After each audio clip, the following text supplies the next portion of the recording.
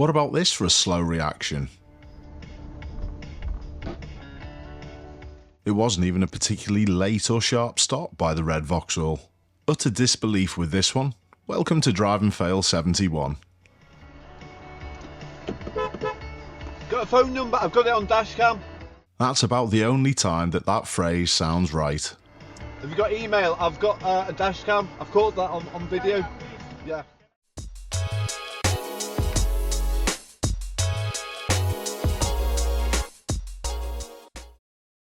The disbelief in this one is also strong. Watch the scooter rider.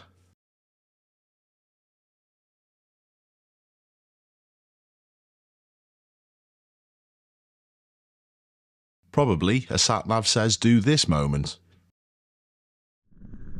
Hawthorne Road in Bootle in Liverpool, quite close to where I live. Some more disbelief.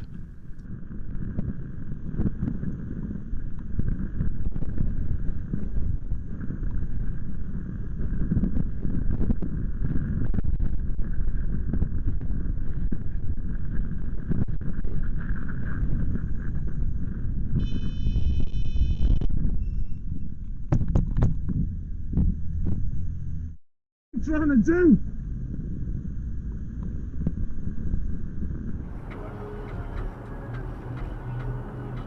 Notice the lorry on the left has not got a left signal on.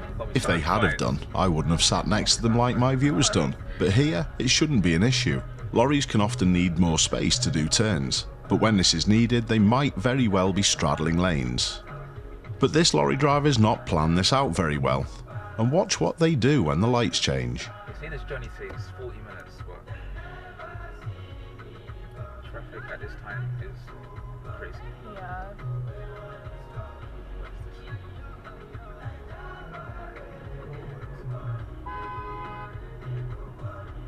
I'm barging out anyway springs to mind. Terrible driving from that driver. I don't think my viewer could have done things much differently either. Chino should be made with whole milk. We've been conned by the food industry for years. Because they're normally full of sugar. Fat is not the enemy. That damage your car? Wow, my viewer was actually listening to Jeremy Vine. It's been a tough day. We want to help and love what you... Just a little quick update on one of the series that I have started but I haven't got round to doing any more with. My buying your first car episodes. Now, things have honestly got in the way over the last little bit. It's been really busy, getting a new dog, and honestly, we've had all kinds of stuff going on, but I haven't forgotten about this series. I might actually tweak it slightly to try and buy the first car for my £1,500 budget that might suit me transporting Callie, our cane Corso, around. That might be an interesting little take, so please keep tuned for that. But this leads me nicely on today's integration about this 2017 Vauxhall Corsa. It looks as though it was crashed, and quite heavily at the front end within a year or so of it being registered. This can happen to any car. It doesn't have to be an old car for it to be crashed, obviously. But the multiple pictures on this car vertical report show the extent to which it was damaged. It's had a heavy front impact, but cars like this can be quite easily repaired, not by someone like me. I'm not good enough to do this, but many people do have the skill set to repair cars like this, and many people do. If we have a quick look at the timeline, we can see since the collision, it's had multiple MOTs. Its first one was actually done a little early. You MOT your car when it's 3 years old, and this was done a little early. Perhaps this was done to convince a new owner that it was roadworthy. But since then, it's had an MOT every year, and each one of them has been successful. That's quite good, that. The mileage record also shows a story. It shows since the collision, it's been used quite heavily. It's done 80,000 miles now. So there's been nothing wrong with this car since it's been repaired. So with running a car vertical report, you don't have to be put off by vehicles like this. I'd still always advise to get them checked out professionally. Car vertical reports are only the starting piece, but if you do use the code Ashley, you can save yourself 20% checking out your next potential purchase. Thanks, Car Vertical. When you need to do multiple lane changes, try not to do them in one movement. Try and treat each lane change as a separate manoeuvre, unlike the van behind.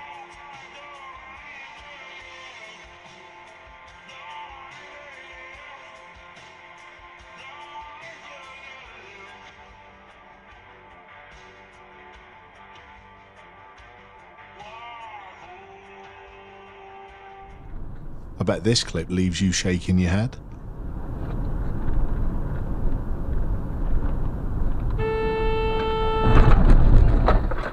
You stupid woman. Brake for what? What's she brake for? Why did she pull into this lane? She What's she doing here? She had run into you, has she? Has she run into you?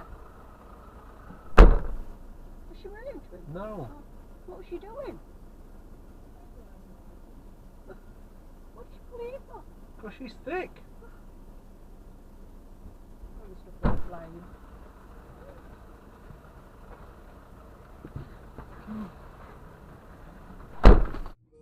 Sometimes when I see these clips, I simply can't understand why people would put themselves at risk and others in the way that they do.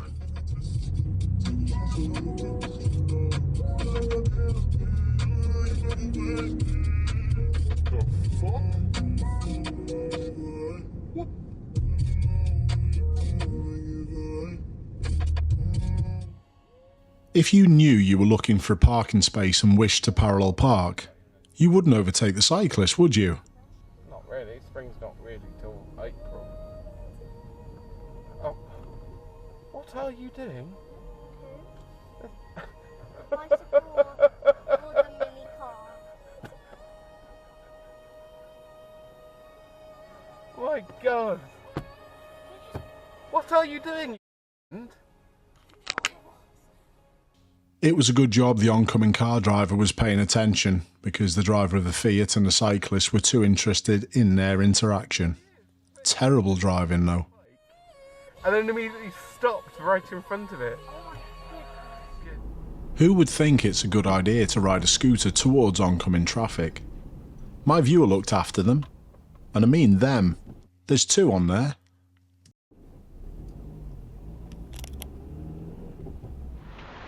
This van pulls in front of the learner. The learner slows down and gives way, and then gets beeped. No surprise there then, is there? And we haven't finished yet with the no surprises.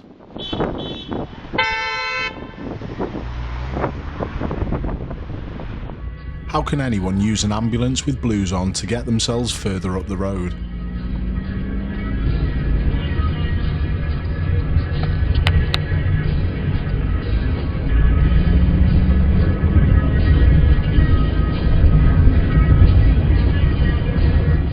This clip's not quite as bad as the parallel parking one before, but it's similar. If you know that you're coming up to a narrow bridge and you're going to have to slow down, why overtake?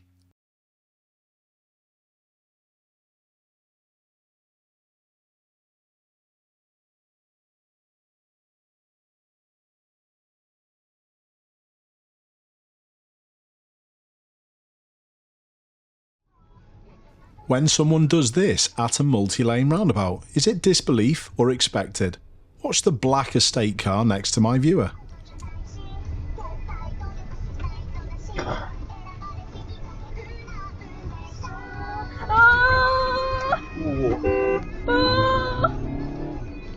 Watch the lorry just going past.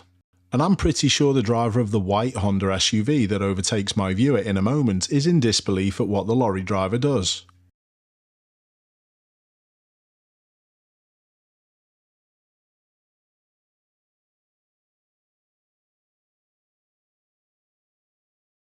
They sideswipe the Honda and leave the mirror on the road. Then drive off.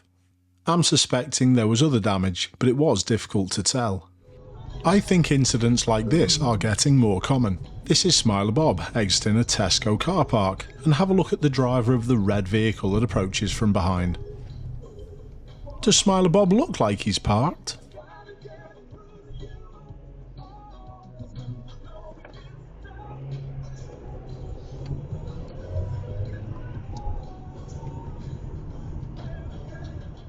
Disbelief is an understatement for what happens in this clip.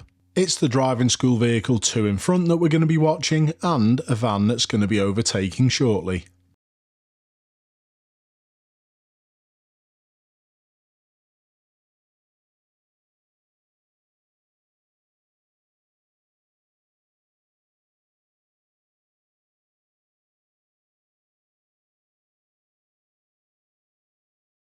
What is that all about?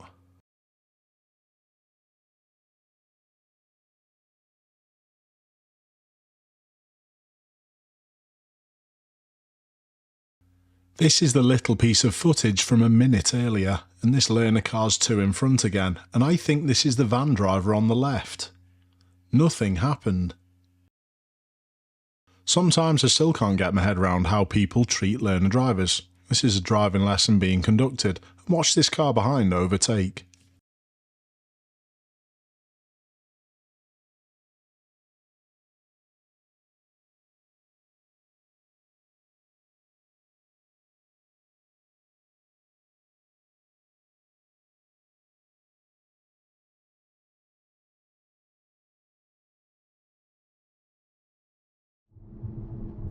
It's the other driver's reaction after it's clear that they made the mistake that defies belief in this clip.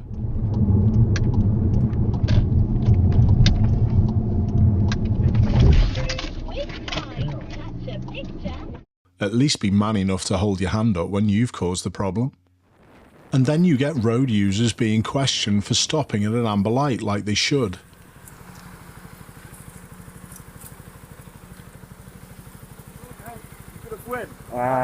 I stopped, but you could have went. No, not really. Not really. Oh. Not really, but I was close. I was close. Alright. So many people about and so many chances for this to go utterly wrong.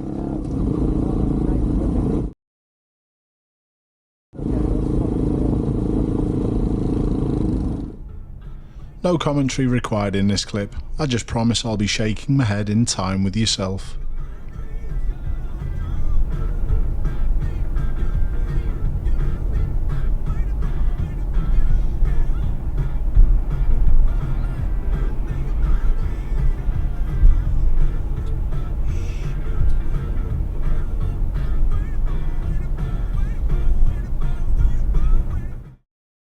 Pedestrians aren't immune from these moments of madness either.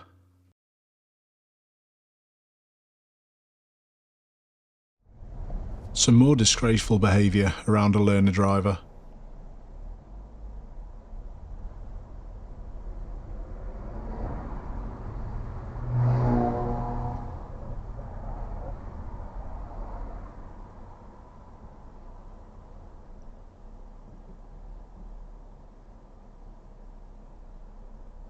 I wonder whether he would have done that to a police car and then acted so tough. To finish, I'm in disbelief that this scooter rider didn't land his 360.